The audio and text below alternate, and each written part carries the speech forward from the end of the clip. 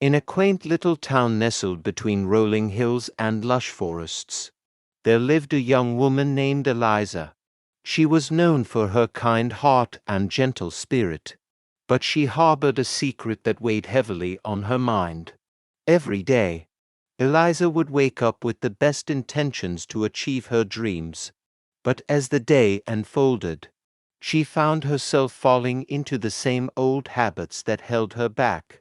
She longed for change but didn't know where to start. One day, while browsing through the dusty shelves of the town's library, Eliza stumbled upon a book that would change her life forever. The Power of Habit by Charles Duhigg. Intrigued by the title, she checked out the book and began to devour its pages with eager anticipation. As she delved into the world of habits and routines, Eliza learned about the power they held over her life.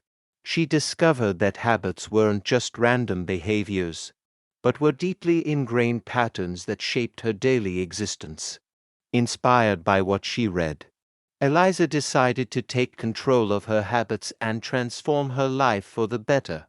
She started small, replacing her morning scroll through social media with a brisk walk in the fresh morning air.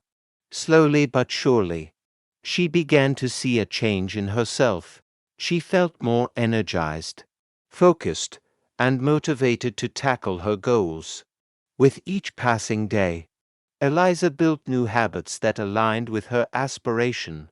She traded mindless snacking for healthy meals, procrastination for productivity, and self-doubt for self-belief. The more she practiced her new habits, the more they became a natural part of her routine. As weeks turned into months, Eliza underwent a remarkable transformation. She radiated confidence, determination, and a newfound zest for life. Her friends and family noticed the change in her and marveled at the newfound glow that seemed to emanate from within. Through the power of habit, Eliza had unlocked her full potential and embraced a life she had only dreamed of.